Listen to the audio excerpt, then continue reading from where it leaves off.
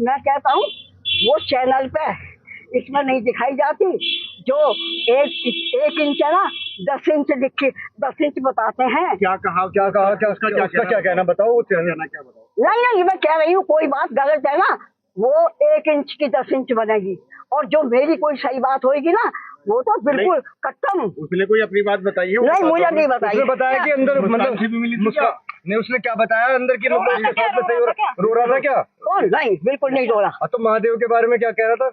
नहीं मुझे ना पता।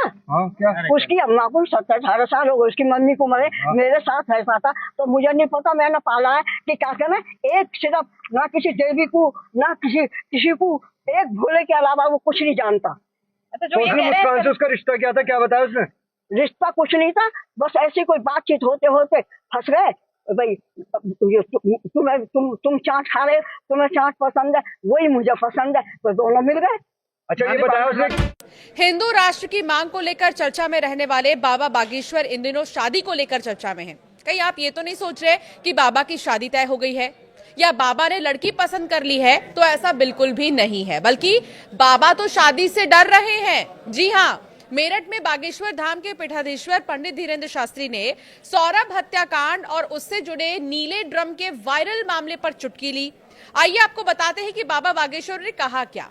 बाबा बागेश्वर ने मजाकिया लहजे में कहा कि नीला ड्रम इस समय पूरे देश में चर्चा का विषय बना हुआ है। उन्होंने चुटकी लेते हुए कहा कि प्रभु की कृपा से उनकी शादी नहीं हुई, क्योंकि देश में कई पति सदमे में हैं। जी हाँ, इस मामले के बाद से ही कई पति सदमे में हैं और लोग डर रहे हैं। आगे उन्होंने क्या कहा, आइए आपको सुनाते हैं। अभी वर्तमान में भारत में नीला ड्रम बहुत फेमस है, बहुत वायरल है, और बहुत से पति सदमे में है नीले ड्रम को लेकर। भगवान की कृपा है, हमारी तो शादी नहीं हुई है, लेकिन ये उत्तर तो सुन ले नटखटा। नीला ड्रम अभी जो है बहुत वायरल है भाई साहब। मेरठ का ये जो कांड हुआ निश्चित रूप से ये बहुत ही निंदनीय है और दुर्भाग्यपूर्ण है। वर्तमान समाज में घटते हुए परिवार की व्यवस्था, पाश्चात्य संस्कृति का आगमन और लव के चक्कर में विवाहित पुरुष अथवा स्त्री पड़े हुए परिवारों को तलाक व परिवारों को मिटाने की साजिशों को पूर्ण करना। तो हम यही चाहते हैं कि अपने जीवन काल में एक ही एंट्री होनी चाहिए, और ये संस्कारों की कमी है। जिनकी भी बेटी या जिनका भी बेटा इस प्रकार का कृत्य कर रहा है, उनके पालन पोषण की कमी है। इसलिए संस्कारवान परिवार बनाने के लिए प्रत्येक भारतीयों को रामचरितमानस का आधार लेना आवश्यक है। तो बाबा बागेश्वर ने कहा कि भारत में नीला ड्रम खूब वायरल है, बहुत से पति सदमे में हैं। भगवान की कृपा है कि उनकी शादी अभी नहीं हुई है। बाबा ने कहा कि मेरठ का सौरभ हत्याकांड बहुत ही निंदनीय है और ये संस्कारों की और पालन पोषण की कमी की वजह से है। प्रत्येक भारतीय को रामचरितमानस का आधार लेने की आवश्यकता है। सर्वोत्तम उपाय रामचरितमानस है। भारत के लोग रामायण को भूलकर सीरियलों में और मोबाइल में और बढ़ती हुई पाश्चात्य संस्कृति और टीवी के चक्कर में बीवियों को बर्बाद कर रहे हैं। इसलिए प्रत्येक माता पिता अपने बच्चों को रामचरितमानस पढ़वाएं, खुद भी पढ़ें। इस आधार पर जीवन जिएंगे, राम जी जैसा चरित्र का निर्माण कर पाएंगे अपने बच्चों का, और तभी जीवन में सुधार होगा। और ये नीले जो ब्लू ड्रम अभी वायरल हो रहा है, ये बंद हो। आपको बता दें कि रामचरितमानस में बताया गया है कि पत्नी को अपने पति का सम्मान करना चाहिए, भले ही वो बूढ़ा, रोगी या गरीब क्यों ना हो। रामचरितमानस में सीता के माध्यम से पत्नी के पति के प्रति समर्पण और निष्ठा का उदाहरण दिया गया है। रामचरितमानस पति पत्नी के संबंध को दो शरीर और एक प्राण के रूप में देखता है, जहां प्रेम और विश्वास सबसे महत्वपूर्ण है। राम और सीता का आदर्श पति पत्नी के रिश्ते का उदाहरण है, जहां राम ने सीता को हमेशा सम्मान दिया और सीता ने राम के प्रति अपनी निष्ठा दिखाई। वहीं बागेश्वर धाम के महंत ने एक बार फिर हिंदू राष्ट्र का जिक्र कर कहा, देश संविधान, हनुमान और सनातन से चलेगा। एकमात्र सनातन धर्म ही है जो तीसरे विश्व युद्ध से बचा सकता है। हिंदू राष्ट्र बनने के बाद सनातन धर्म पर उंगली उठाना निंदनीय होगा। गौ माता को राष्ट्र माता का दर्जा मिलेगा। साथ ही उन्होंने हिंदू राष्ट्र में जात पात भेदभाव पर राजनीति नहीं होगी ये भी कहा। भारत के तिरंगे का अपमान नहीं होगा, वंदे मातरम कहने से लोग नहीं शर्माएंगे।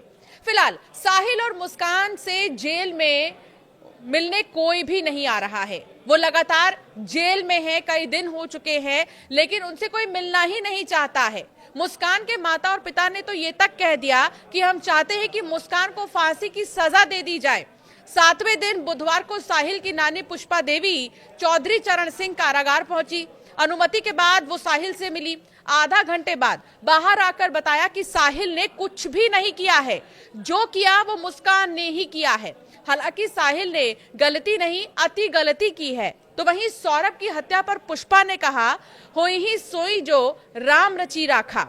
पुष्पा देवी साहिल की पुश्तैनी मकान में उसके साथ ग्राउंड फ्लोर पर रहती थी। फर्स्ट फ्लोर पर साहिल की अपनी रहस्यमयी दुनिया थी। पुष्पा के अनुसार ऊपर क्या होता था उसे नहीं पता, पर वो इतना जानती है कि साहिल तंत्र क्रिया नहीं करता था। वो केवल भोले बाबा को ही मानता था और उनका ही चित्र लगाता था। 17 साल पहले बेटी की मौत के बाद से ही पुष्पा साहिल के साथ ही थी। जेल में मुस्कान से मिलने के सवाल पर कहा कि मुस्कान से वो कभी नहीं मिली, ऐसे में जेल में उससे मिलना कोई मतलब ही नहीं है। जो हुआ बहुत गलत हुआ, ऐसा नहीं होना चाहिए था, लेकिन जो हुआ किसने किया, क्यों किया, इसे लेकर वो अभी भ्रम में है। आगे क्या कहा, आइए आपको सुनाते हैं। तंत्र मंत्र दुनिया में नहीं है, दुनिया में नहीं है। मेरे ऊपर करके दिखा दो, मैं मान जाऊंगी। सारी गलती साहिल की मानूंगी। एक तो कोई बता दो, कोई ऐसा साना दिमाना कोई हो। फंसाया है साहिल को, मुस्कान ने फंसा दिया साहिल को। फंसाया है, जो करा है। किसने फंसाया भाई? ये बताओ, ये मुस्कान ने करा, साहिल ने, मतलब आपको क्या लगता है? मुझे मैं तो अपने दिल की बात बताई। मुझे तो ये लगा है कि ये बात करने लगे, अपने संग में खाने पीने लगे, बस इनका प्रेम हो गया, बात खत्म। इससे आगे ये जाने भगवान। तो मेरठ के सौरभ हत्याकांड में मुस्कान और उसका बॉयफ्रेंड साहिल दोनों की करतूतों का कच्चा चिट्ठा सामने आने लगा है और अभी तक ये बंद ही नहीं हुआ है।